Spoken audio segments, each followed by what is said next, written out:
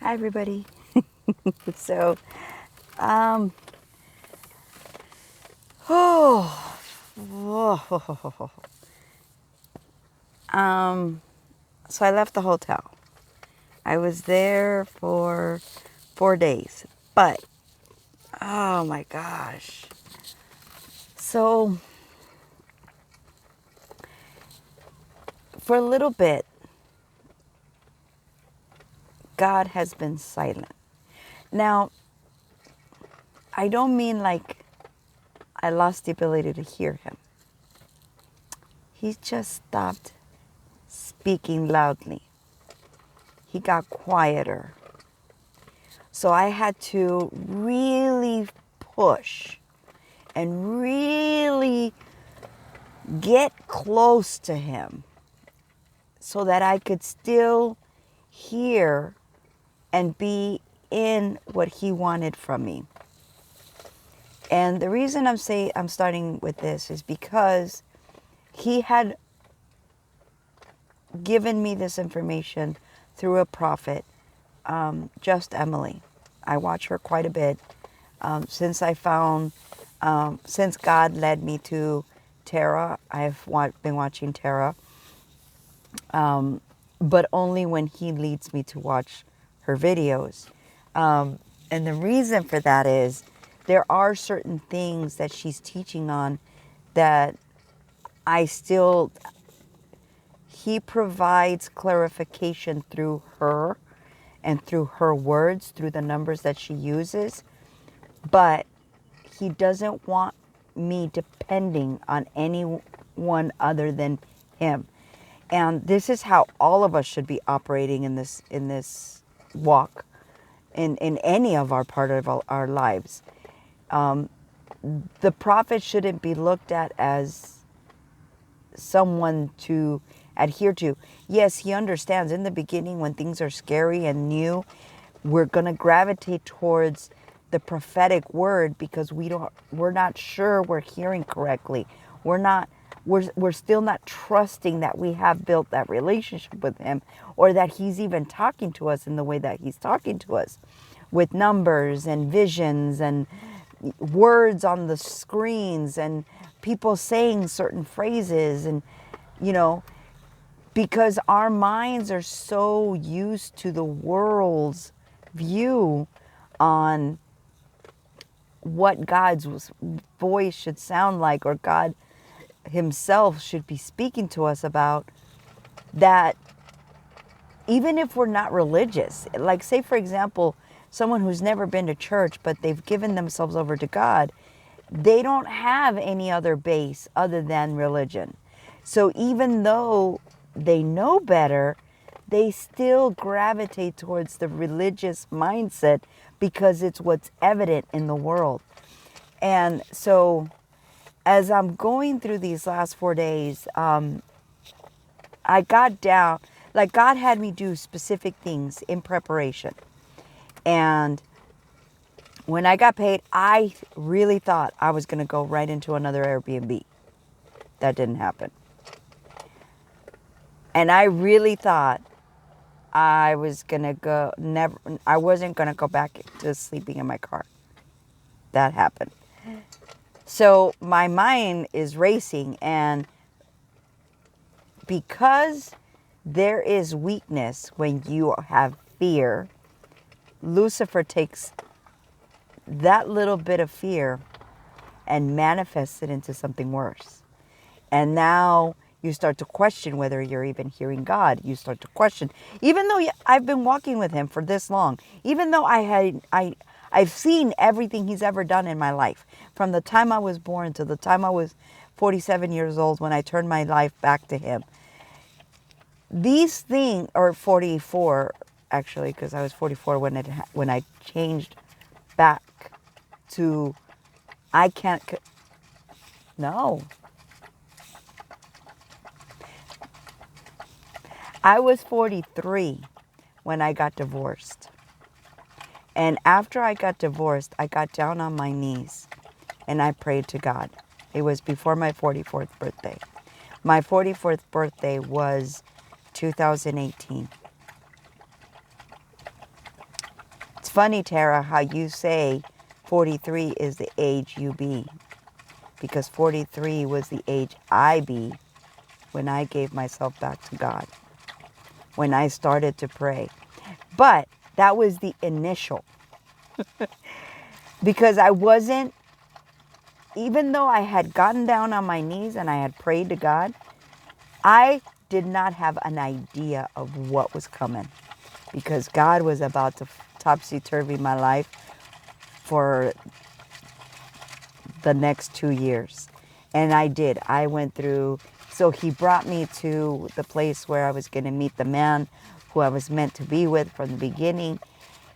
We met. We came into agreement with each other in the spirit. But there were things that God needed us to do individually. There was work that he needed to complete within us individually, because we both had a lot of resentment and bitterness and sadness and hurtfulness from the lives that we lived before that point.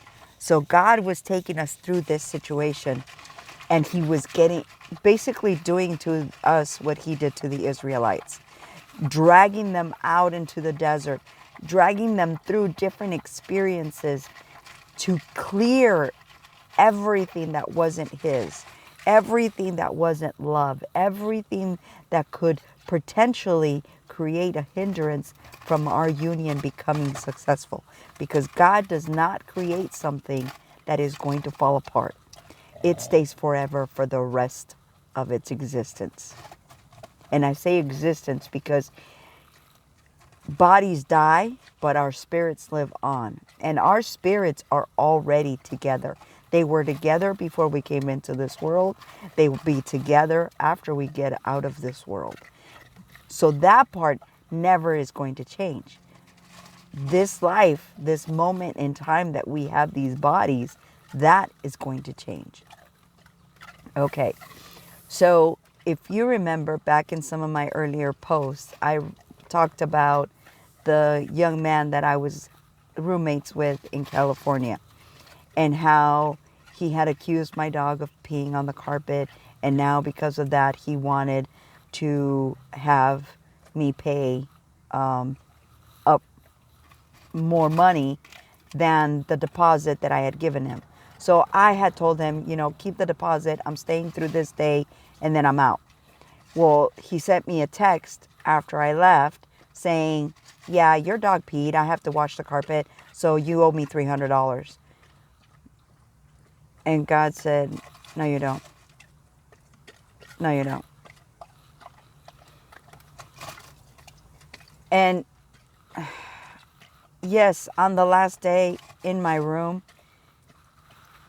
God had him pee on the floor, and I cleaned it up. But he wasn't talking about my room. He was talking about the living room. That in his text, he said, your dog peed in the living room, and because of that, I have to now wash the carpet. I'm like, just wait till you see the room. Then you're really going to be pissed. Well, God had me, delete his number, block him, and all that.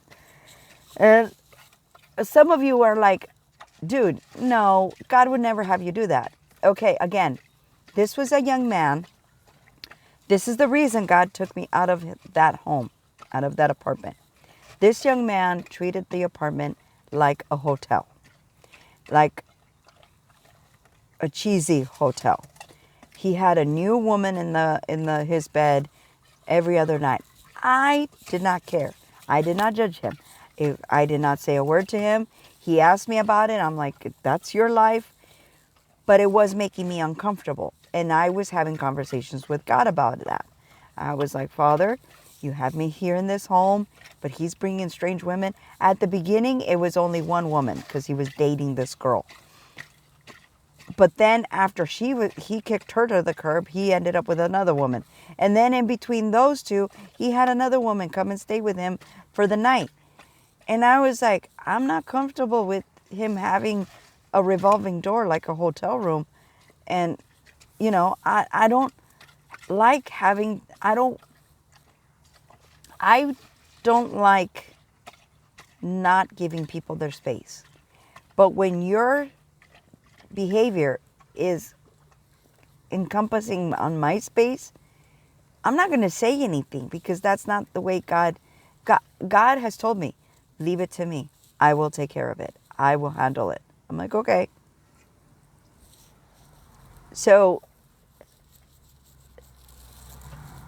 me being there was an opportunity for him to change his ways because I was praying over that apartment. I was praying over that building. I was praying over the spirits that were in that room. Because literally, in the middle of the night, on the wall that was shared with the bathroom, my bathroom, the closet, it sounded like someone was in there banging on the walls. The first time I heard it, I was like, okay, maybe that was the neighbors. But as I got more and more time in the space, and I think it was like 3 months in, I could hear like this rattling. And I'm like, okay. So I prayed and I prayed and I prayed and I prayed and I prayed. And there was a lot of dreams that I got during that time that I was there that I also talked about because there were dreams that were being, that's when I realized, that's when God opened my eyes to the witchcraft that was being done on me by the woman who raised me. So that was part of all of that revelation of all that, getting me out of all that. Then that's when I went out into living in my car and really just being at the bottom of everything that I had been going through and just finally giving myself completely over to God and not caring about the fear anymore. So the Airbnb that I stayed at, the second RV, not the first one. The first one, they loved me. They said glowing reports about me.